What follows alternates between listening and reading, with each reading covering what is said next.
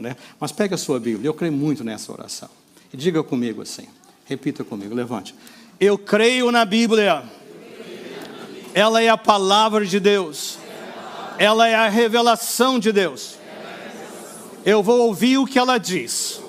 E eu vou obedecer aos seus ensinos. Em nome de Jesus. Pai, essa é a nossa oração, nossa disposição de coração.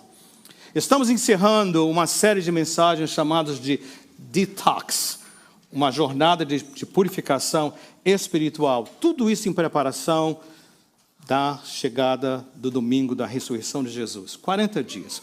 Começando na quarta-feira de cinzas e indo até o domingo da ressurreição, que é o dia 31 desse mês. 40 dias de preparação. Tivemos também 21 dias de jejum e encerramos com 24 horas uma corrente de oração. Confesso a vocês que o meu coração estava temeroso, porque eu sabia que havia algumas lacunas nas 24 horas. Mas pessoas vieram e nós damos graças a Deus por vocês e também por aqueles que o Senhor moveu o coração e cobriram aquelas horas. E nós completamos as 20 horas de oração ininterruptas. Pedindo o quê? Senhor, fala conosco. Senhor, aponta mais para nós. Nós queremos mais do Senhor, mais clareza, ir mais além. Esse é o nosso pedido. Por isso essa temporada de 40 dias que está breve, prestes a se encerrar com a chegada da ressurreição de Jesus. Para essa última mensagem, nós vamos pegar e falar sobre um personagem muito conhecido e também um assunto muito difícil. Por quê? Nesse textos que nós vamos estar nos debruçando, nós vamos ver bem claro a monstruosidade do pecado. Eu não consegui achar um outro jeito de escrever. Lá online está dizendo pecado, mas eu queria que eu soubesse que é a monstruosidade, como é terrível o pecado. Porque às vezes nós nos iludimos e não vemos como ele é terrível, como ele é monstruoso. Segundo ponto que nós vamos ver nesses textos, é a maravilhosa graça de Deus. Se o pecado é um monstro, a graça de Deus é algo extraordinário. Nós vamos ver isso. Porém, como eu disse, o assunto é difícil porque nós vamos ver o seguinte: há perdão, e nós vamos terminar com o perdão, há perdão da parte de Deus para os nossos pecados, completos em Jesus Cristo. Porém, quando nós pecamos, sabendo que estamos pecando, as consequências são terríveis. Às vezes, Deus nos poupa das consequências por razões que me escapam. Mas, em geral, a palavra de Deus fala, não se engane, eu estou parafraseando. Não dá para brincar com Deus. Aquilo que o homem semeia, isso ele colhe. Independente do perdão de Deus. Mas, por último, nós vamos ver também que não para somente com as consequências. Então, pecado, graça, consequências, mas encerra com perdão. Como o Evangelho completo. Apesar de tudo, há perdão. Vou pedir que você abra a Bíblia. Não vai estar na tela o texto. Você abra a Bíblia em 2 Samuel. E nós vamos começar com o capítulo de número 11. Eu não vou ler o capítulo inteiro, eu vou ler um versículo e dar uma explicação. Ler outro versículo e dar uma segunda explicação. Mantenha a sua Bíblia aberta, confira. Se você tem um lápis ou tem uma caneta em frente para você, você pode marcar talvez um nome, uma pergunta, um ponto de interrogação para nós trabalharmos. Ao final, eu vou pedir que vocês me deem um retorno. Via mensagem dizendo o seguinte: pastor, isso aqui não está claro, ou aquilo ali, ou o que seja, ou falou profundamente no meu coração, que passo que eu tomo? 2 Samuel, assentados mesmo como estamos. Como eu disse, eu vou ler um versículo, uma palavra de explicação. Lê o próximo, nós vamos ler o capítulo inteiro, 11. Se tempo der, vamos entrar no 12 também, que é toda uma história só. 2 Samuel 11. Diz assim a minha versão: na primavera, época em que os reis saíam para a guerra, Davi enviou para a batalha Joabe com seus oficiais e todo o exército de Israel. E eles derrotaram os amonitas, cercaram Rabá, mas Davi permaneceu em Jerusalém. Eu creio que você já percebeu de saída 2 personagens. Há outros personagens que vão fazer parte desse relato. Isso não é uma parábola, isso é uma história real, um fato histórico. 2 personagens, Davi e Joabe. Hoje nós vamos colocar nossa atenção principal em Davi. O que nós sabemos sobre Davi? Muita coisa boa, muita coisa boa. Quando era um jovem ainda cuidando lá dos rebanhos do seu pai, nós ouvimos, ele mais tarde declarou e falou que ele teve uma vez para defender as ovelhas, um pastor super dedicado ao seu rebanho, para defender as ovelhas, ele lutou com um urso e o matou. Algumas versões falam uma ursa, um animal feroz. E também um leão. Ele lutou com um leão para defender as ovelhas e prevaleceu. Mais tarde, nós vamos ver o relato que ele vai enfrentar um gigante dos filisteus, Golias. Somente com uma funda nas suas mãos e 5 pedras de um riacho que ele pegou. Porque aquele, ele diz, incircunciso, aquele não parte do povo de Deus, estava desafiando o Deus de Israel. E ele achou aquilo um absurdo. Então, para defender a reputação, e a honra e o nome do Senhor, ele enfrentou aquele gigante Golias e prevaleceu e o matou. Nós sabemos que ele foi muito usado por Deus, e o Deus o ungiu através do profeta Samuel, antes mesmo dele substituir o rei Saul. E o rei Saul, quando se deu conta que Davi havia sido ungido para substituí-lo, o perseguiu injustamente, pelo menos 10 anos. Alguns dizem até 14, 15 anos. Davi tinha que fugir por sua vida todo o tempo.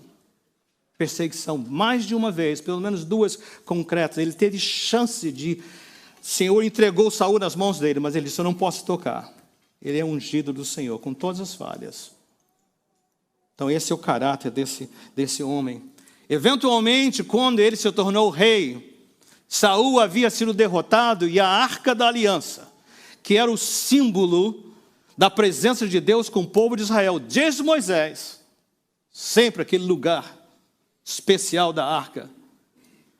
Os inimigos levaram a Arca e ficaram lá, a Arca ficou longe de Israel. Imagine, os cultos acontecendo, todos os serviços acontecendo, todos os sacrifícios acontecendo, sem a presença de Deus, 40 anos. Mas Davi, assim que ele assumiu o reinado, o que ele fez? Ele deixou tudo e foi com toda uma comitiva buscar e trazer a arca de volta. E quando ele trouxe a arca, não havia templo ainda, nem o tabernáculo lá de Moisés. Então o que ele fez? Ele armou uma tenda, que a partir daí foi chamado o tabernáculo de Davi. E naquele tabernáculo de Davi era um lugar que ele, do seu terraço, ele podia olhar a qualquer hora do dia, porque ele instituiu culto 24/7, todos os dias do ano. Ele fez uma escala dos sacerdotes, dos levitas. E todo o tempo, você vai ver em alguns dos salmos, isso, que eles estavam rodeando a arca, agora através do véu visível, do palácio visível, ou seja, a presença de Deus sendo venerada, porque esse homem amava louvar ao Senhor Deus. O livro de Salmos são 150 salmos, pelo menos, porque alguns nós podemos dizer talvez sim, talvez não, mas pelo menos 74 dos 150 escritos por ele. Salmos de louvor, salmos de confissão, salmos de lamento, mas alguém com o coração aberto. A palavra de Deus diz que Davi era um homem segundo o coração de Deus. Então esse é o personagem, porque ele nos ensinou como é que nós podemos manter um relacionamento profundo, íntimo, pessoal, completo com o nosso Deus. Então esse é o personagem. Mas aqui nesse primeiro verso nós vemos aqui já os ingredientes de uma lição extraordinária, dolorosa. Que lição é essa? É que crente em Jesus não pode baixar, abrir a guarda, nunca, para o pecado.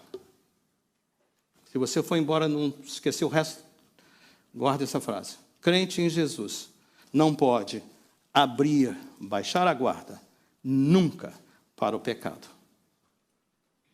O que é que nós vemos aqui? Versículo 1 outra vez. Na época em que os reis saíam para a guerra. Finalzinho do verso. Mas essa conjunção outra vez, que contraria tudo que estava. Ele deveria ter ido para a guerra. Mas ele fez o quê?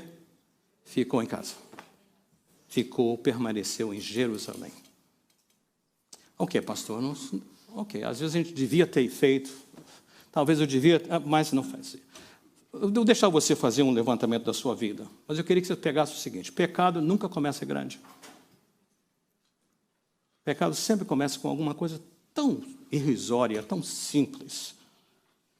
Então você faça uma avaliação da sua vida, pergunte ao Senhor: Senhor, que é isso? Que coisas que o Senhor já me revelou que eu preciso fazer, que eu não estou fazendo?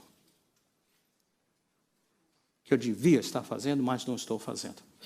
Eu não vou insistir mais, porque você já ouviu muito, mas é absolutamente claro que nós precisamos ter uma fome e sede da palavra de Deus diariamente. Ouvir e estudar a palavra de Deus na célula é excelente. No culto de oração, muito bom. Aos domingos, bom. Mas não substitui o seu tempo, porque o Senhor, como nós falamos, isso aqui é a palavra dele, é ouvi-lo falar com você. Deus pode falar em sonhos, profecias e outras maneiras, mas nada substitui o fato de que essa palavra é a revelação de Deus para nós, é Deus falando conosco. Mas pense, que quando nós descuidamos, nós estamos, de fato, abaixando a guarda. Vamos lá, versículo de número 2. Desde que ele deixou de fazer o que devia estar fazendo, agora a guarda abaixou. Olha o versículo 2. Uma tarde. Ok. Que horas foi? Naquela época, cultura, bem cedo. Todo mundo apostos. Não havia eletricidade, obviamente, então acordavam cedo. Mas já que o Davi estava de descanso, de vacation, né? Então, o que ele fez? Ele levantou-se tarde. Você preenche a lacuna. 9 horas? Meio-dia? Não sei. Foi passear pelo terraço.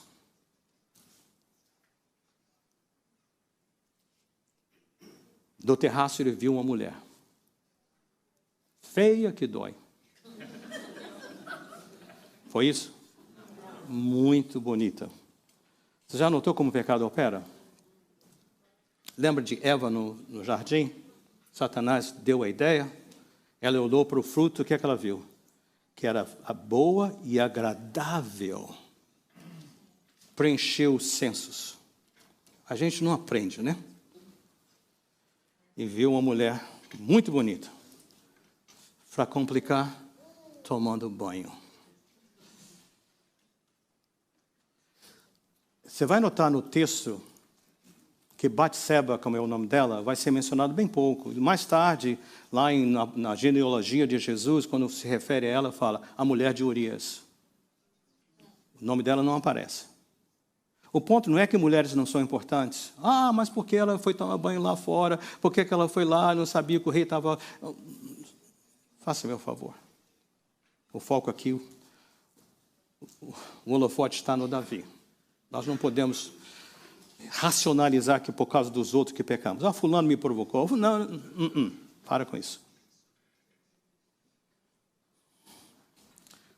Agora já com a guarda baixa, já com os olhos infeccionados, mandou alguém procurar saber quem era. Disseram-lhe, é Batseba, filha de Eliã e mulher de Urias, o hitita. Vamos ser honestos aqui com Davi. Ter bom gosto, a mulher era bonita, não é mal. Não faz mal perguntar.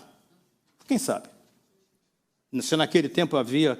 Deus não recomendou a poligamia, mas se era aceitável culturalmente para aquela época, o Senhor estava num processo de um marido e uma mulher.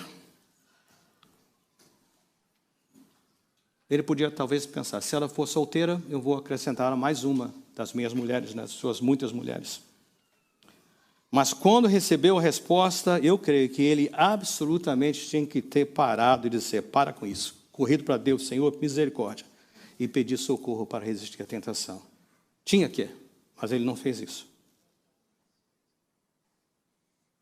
Porque quando ele ouviu que ela era casada, ele tinha que parar. Agora, pensa comigo. Vamos aprofundar. É possível que você já conheça mais o texto. era filha de Eliã. Pastor, quem é Eliã? Nunca vi esse nome antes. Talvez você nunca viu. Quando Davi estava sendo perseguido injustamente por Saul, 10, talvez 14, 15 anos, ele tinha um grupo chamados os valentes de Davi. Ele tinha 600 homens que com ele, todo o pessoal com problemas, endividados, desapontados com tudo, seguiram Davi. Lá você vai ver isso em 1 Samuel, estavam com ele. Ele tinha um grupo de 30 pessoas que davam a sua vida por ele. Uma vez Davi falou assim, se eu pudesse beber daquela água, daquele riacho. 3 deles foram lá, e Davi, quando trouxeram água, Davi, gente, que perigo, vocês foram no território do inimigo pegar água. Ele falou, eu não posso beber. Ele ofereceu como sacrifício a Deus. Essa é a dedicação. E lá, entre os 30, quem é que estava? Eliã, o pai da moça. No mínimo, consideração, puxa vida, é o filho do meu valente, que está pronto a dar a sua vida, esteve sempre pronto para dar a sua vida por mim. Ok, Davi não parou aí, mas ela é mulher de Urias. Quem foi Urias? Outro dos valentes. 2 dos seus mais leais soldados, pessoas com ele. Por que ele não parou? Versículo 4, Davi mandou que a trouxessem e se deitou com ela, que havia acabado de se purificar da impureza da sua menstruação. Depois ela voltou para casa. Agora preste atenção comigo. Por que essa informação aqui? Depois, acabado de se purificar da impureza da sua menstruação. O que quer dizer isso? Que ela estava fértil. Não tinha dúvida aqui. Você vê que o pecado vai tomando, é como aquele monstro que vai com as suas garras, seus tentáculos, vai prendendo, daqui a pouco suspende tudo, né? Até o raciocínio já não funciona. O pecado tomou conta totalmente, sem freio, sem consideração. E também com Deus, né? Ele faltou a consideração com a moça, que vai ser dela. Faltou a consideração com o seu pai, com o seu esposo, pessoas amigas de confiança dele, mas também com Deus. Pastor, onde é que ele... Ok, é pecado. Como é que é? Claramente. Ele quebrou, já aqui, né, 2 mandamentos. Nós vamos ter a classe de treinamento manejando bem a sua Bíblia depois do culto. No domingo passado nós ficamos, não foi, Jefferson, fazendo que mandamentos? Fizemos os 10, né? Um atrás do outro. Mas ele já quebrou 2 mandamentos. Os sabidinhos, Dona Juné e o Jairo, não podem responder. Tem alguns que sabem tudo e falam, né? Se você menos sabe, quais foram os 2 mandamentos já quebrados até agora? Cobiçou. E qual foi o outro? Adulterou. Agora me ajuda, então. Esse cobiçou, que mandamento é? O número 1, 2, 3, 4? Que é o 10. O Jefferson sabe tudo. O Jefferson também não vai poder responder. E o outro? O outro, não adulterarás. Que número que ele é? É o 7. Então já pecou, pecado completo, né? Os amigos, mas contra Deus. 5, a mulher engravidou e mandou um recado a Davi dizendo que estava grávida. Ok, agora vai ficar público. Já não é mais escondido. É hora, Davi, de assumir a responsabilidade, a oportunidade de dizer, pequei contra Deus, contra esses meus amigos, companheiros fiéis. Mas ele escolheu o quê? Esconder. Cobrir. Cover up, como falam em inglês, né? E ele deu aqui início a uma trama hipócrita, desonesto, uma trama desonesta. Olha os 6 e os diantes. Em face disso, Davi mandou esta mensagem a Joabe: envie-me Urias, o hitita, e Joabe o enviou. Quando Urias chegou, Davi perguntou-lhe como estavam Joabe. Olha, gente, olha que hipocrisia. E os soldados, e como estava indo a guerra. E ele disse: vai descansar, Urias, um pouco em sua casa. Urias saiu do palácio e logo lhe foi mandar, olha só, um presente para você levar para casa. da parte do rei. Mas Urias dormiu na entrada do palácio, onde dormiam os guardas de seu senhor, e não foi para casa.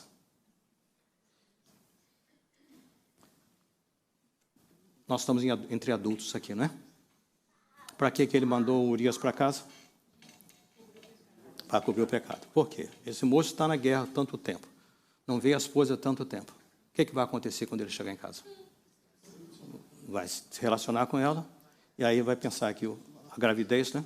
Prematura, mas foi dele. Mas o Urias tinha integridade.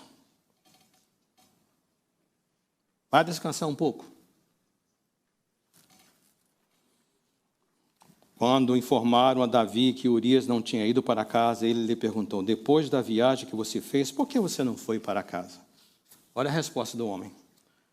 A arca e os homens de Israel e de Judá repousam em tendas. O meu senhor, o comandante Joabe, e os seus soldados estão acampados ao ar livre. Como poderia eu ir para casa para comer, beber e deitar-me com a minha mulher? Juro, por teu nome e por tua vida, que não farei uma coisa dessas. Davi precisava ficar tão envergonhado, porque tudo aquilo que ele deveria ser, esse moço está sendo. Mas não. Então Davi lhe disse: fique mais um dia. Amanhã eu mandarei de volta. Urias ficou em Jerusalém. Mas no dia seguinte, olha só, Davi o convidou, agora a guarda está totalmente no chão, para comer e beber, e o embriagou. À tarde, porém, Urias saiu para dormir em sua casa, onde os guardas do seu senhor dormiam, e não foi para casa. Você está sentindo o drama, como é que ele aumenta? 14. De manhã, Davi enviou uma carta a Joabe por meio de Urias, e nela escreveu: ponha Urias na linha de frente, e deixe-o onde o combate estiver mais violento, para que seja ferido e morra. E como Joabe tinha cercado a cidade, colocou Urias no lugar onde sabia que os inimigos eram mais fortes. Quando os homens da cidade saíram e lutaram contra Joabe, alguns dos oficiais da guarda de Davi morreram, e morreu também Urias, o hitita. Agora ele quebrou outro mandamento. Qual foi o outro mandamento que ele quebrou? Que é o número 6. Joabe enviou a Davi um relatório completo da batalha, dando a seguinte instrução ao mensageiro: ao acabar de apresentar ao rei esse relatório, pode ser que o rei fique muito indignado e lhe pergunte: por que vocês se aproximaram tanto da cidade para combater gente? Por favor, Davi, não sabiam que eles atirariam flechas da muralha? Em Tebes, quem matou Abimeleque? Está em Juízes, Gideão, filho de Jerubessete. Não foi uma mulher que da muralha atirou-lhe uma pedra de moinho e ele morreu? Por que vocês se aproximaram tanto da muralha? Porque o Senhor mandou, seu rei. E ele disse o mensageiro: se ele perguntar isso, diga-lhe: morreu também o teu servo Urias. Eu não sei você, nessa altura do campeonato, essas 2 semanas, essa mensagem me faz feito mal ao estômago. O mensageiro partiu e, ao chegar, contou a Davi tudo que Joabe lhe havia mandado, dizendo: eles nos sobrepujaram e saíram contra nós em campo aberto, mas nós os fizemos retroceder para a porta da cidade. Então os flecheiros atiraram do alto da muralha contra os teus servos e mataram algum deles, e morreu também o teu servo Urias, o hitita. Davi agora fecha esse capítulo de cover up de uma maneira terrível. Davi mandou o mensageiro dizer a Joabe: não fique preocupado, pois a espada não escolhe a quem devorar. Reforce o ataque à cidade até destruí-la. E ainda insistiu com o mensageiro que encorajasse o Joabe. Quando a mulher de Urias soube que o marido havia morrido, chorou por ele. Eram 7 dias, costume. Passado o luto, Davi mandou que a trouxessem para o palácio e ela se tornou sua mulher e teve um filho dele. E aqui está a frase que faz a transição. Mas o que Davi fez desagradou ao Senhor. O último mandamento que ele quebrou foi de falso testemunho. A respeito de Urias, a respeito de toda a comunicação com Joabe, falso testemunho.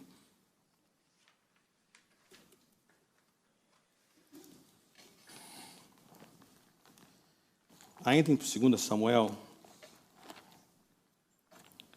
próximo capítulo, de número 12.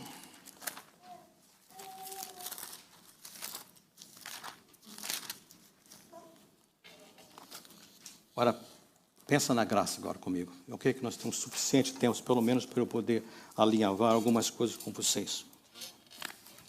Você pode pedir ao Espírito Santo que complemente o resto, e voltamos em abril 7 para o final. Consequências e tudo mais. Olha o 12. E o Senhor terminou, dizendo, porém essa coisa que Davi fez pareceu mal aos olhos do Senhor. Terminou o 11 assim. Olha o 12. E o Senhor enviou Natã a Davi. E entrando ele a Davi, disse-lhe, havia numa cidade, ele vai contar agora uma parábola. 2 homens, um rico e outro pobre. Pausa. Quanto tempo desde o pecado de Davi e essa visita de Natã? Vamos aproximar. Nós sabemos que no mínimo 9 meses, porque você vai ver ao final desse capítulo que a criança já havia nascido. Talvez um pouquinho mais. Por que Deus não mandou Natã antes? Por que a gente não baixa a guarda, peca e Deus manda alguém, no próximo momento o telefone toca, uma mensagem chega? Por quê? Para que a gente, por nós mesmos. O próprio Davi orou, em Salmo 139, 23, 24, sonda-me, ó Deus, esquadrinha o meu coração, vê se há em mim algum caminho mau, e guia-me, Senhor, pela vida eterna. Então, para isso, Débora está correta. A graça de Deus. Ele é tão gracioso que ele espera. Isso me remete para lá, para Lucas 15, quando fala da parábola do filho pródigo. Jesus está ensinando. Havia um pai com 2 filhos, e o filho menor fez isso, tal, vai, e gastou, desperdiçou tudo. Mas quando aquele menino cai em si, que ele volta, não sei quanto tempo depois, onde é que o pai está? No portão, esperando. A gente fica, como o espanhol fala, enojado, né? Fica com os ventres, tudo aí, as entranhas machucadas pela monstruosidade do pecado, porque nós podemos nos ver na pele de Davi, mas eu queria que você tomasse posse do fato que a graça de Deus, ela espera. Ela quer dar um tempo para você cair em si e dizer, Senhor, o que eu estou fazendo? Onde que eu fui parar? Como eu cheguei a esse lugar? Mas ele envia um Natã. Natã não é uma pessoa qualquer, ele é um profeta, sim, mas ele era amigo de Davi. Quando Davi sonhou em construir o templo, a quem ele foi? Natã. No princípio, Natã falou, essa é uma excelente ideia, Davi, faça. Mas Deus falou, Natã, volta lá, fala com ele que não. O seu filho dele vai, e Davi vai entrar num processo de preparação para o templo. Então, gente chegada. Eu queria que você soubesse que Deus espera pela sua cair da ficha. Você sabe onde você está, o que você devia estar fazendo que não está, o que você está fazendo que não deveria. Esse é o seu fórum íntimo. Peça ao Senhor para te sondar, esquadrinhar. Mas saiba também que o Senhor espera até que, como no filho pródigo, caia em si e volte. Mas também o Senhor, quando chega um tempo, não está acontecendo, Ele não para, só esperando. Não deixa a gente ficar perdido lá no lamaçal, no lodo, a vida inteira. O que Ele faz? Ele envia um Natã. Queria que você olhasse para a sua vida, seus dias, né? Eu olho para a minha vida, meus dias, e quantas vezes que eu já tive um Natã chegar para mim, alguém de confiança que pode dizer, Renata, não está legal nada.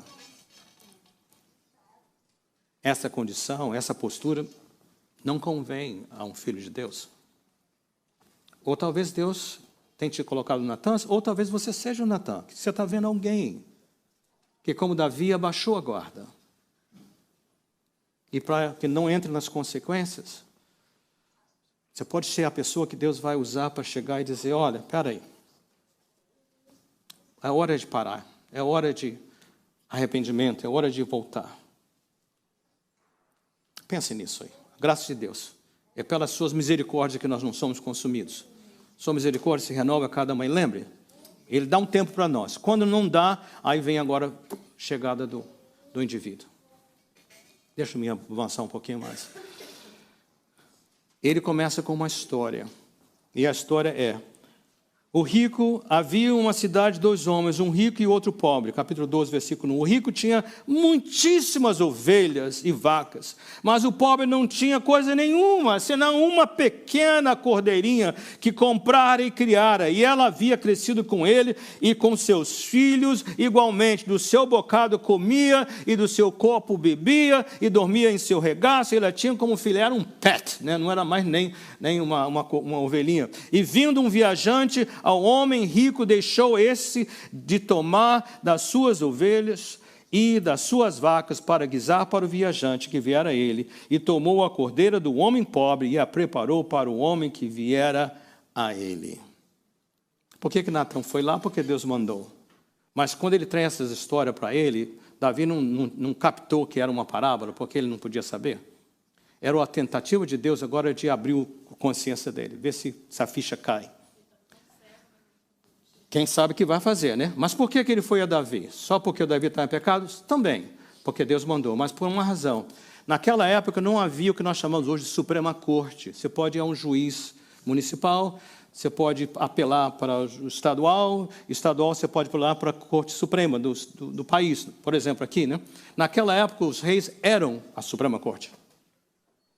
No caso de Salomão, lembra aquelas dois bebês, um morto e um vivo, uma dizendo, esse é meu filho, outro é meu filho, que ele que decide. Então foi a ele para fazer isso.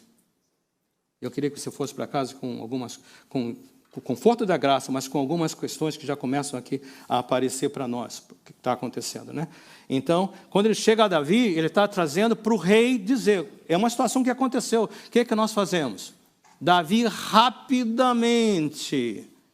Furor de Davi se acendeu em grande maneira contra aquele homem e disse a Natan, vive o Senhor que digno de morte é o homem que fez isso. Declarou a sentença, condenado à morte. E pela cordeira tornará a dar o quadruplicado, porque fez tal coisa e porque não se compadeceu.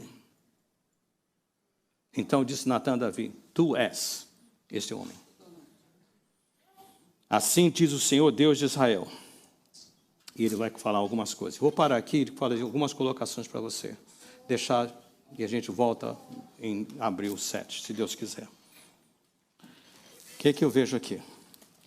Davi conhecia a palavra de Deus. Onde é que ele veio com essa ideia de 4 vezes mais? Está lá em Levítico, né? O livro que nós vamos estudar hoje na classe de treinamento. Vamos falar sobre ele. Está lá. Se alguém fizer isso, volta 4 vezes. Então, tudo bem. Então, sabemos disso. Tem isso aí. Então, ele conhecia bem a Bíblia. Agora, como é que isso afetou o Davi? Eu não vou poder ir até o final, mas vou dizer, essa criança vai morrer. Deus falou, né? Davi, você vai pagar isso 4 vezes. O bebê morreu, não sabemos aqui, não tem o nome dele aqui. Morreu o bebê. Passado um pouquinho de tempo, Davi volta para os seus afazeres normais, sua família. Ele tinha um outro filho chamado Amnon. Vale a pena você ler o resto de Samuel. Amnon. Ele tinha uma meia-irmã, irmã de Absalão, outro filho de Davi. E o Amnon foi, violou, estrupou a Tamar. Davi sabe do que aconteceu, ele não fala nada. Zeros, ele é o rei. Um de seus filhos estrupou a sua meia-irmã. filha, ele não fala nada. Por quê? Porque talvez ele pensou, se eu vou falar, não, por que você fez? O pai,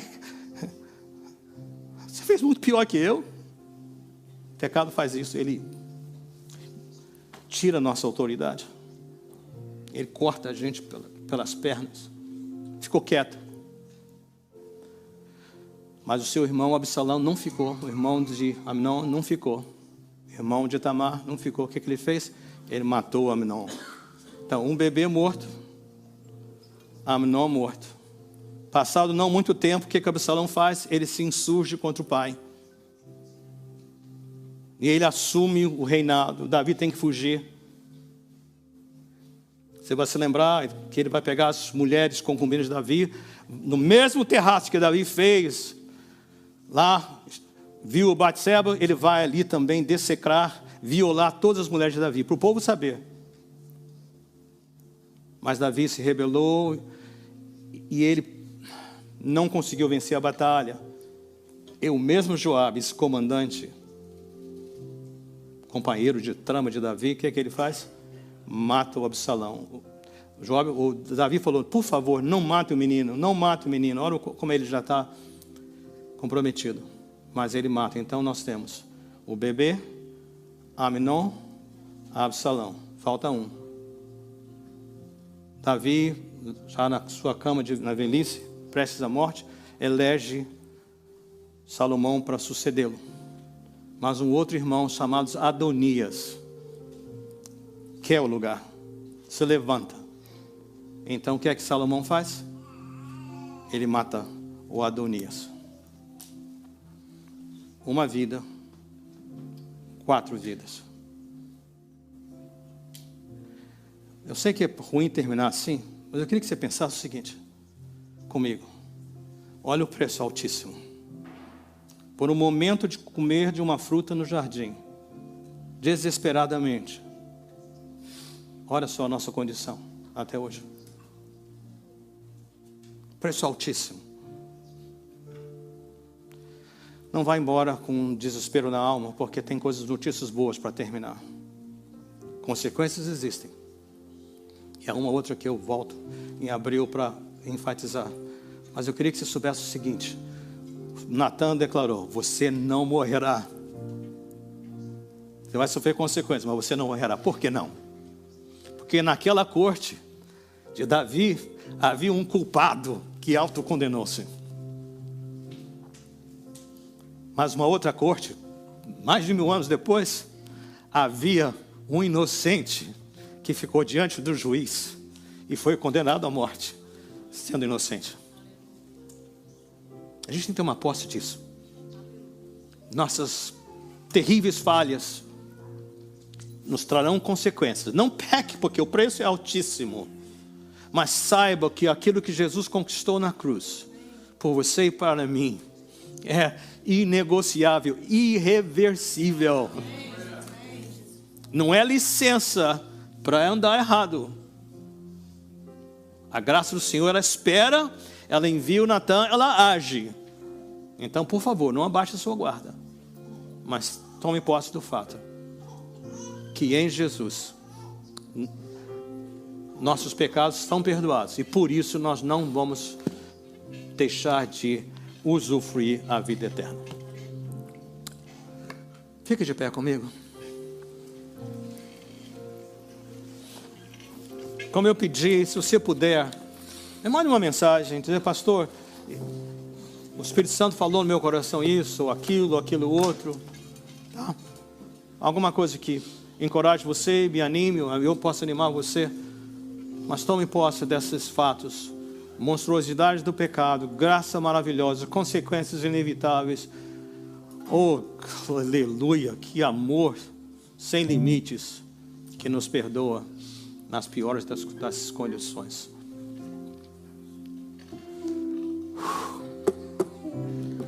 Quero lembrar os nossos membros também, por favor, assim que saírem, vá até a mesa, registre, deixe o seu voto ali confirmando. Imagino que hoje à tarde ou amanhã cedo nós vamos ter o resultado dessas votações. Que a palavra de Deus seja confirmada. Mas até que nos vejamos outra vez, recebam a bênção do Senhor.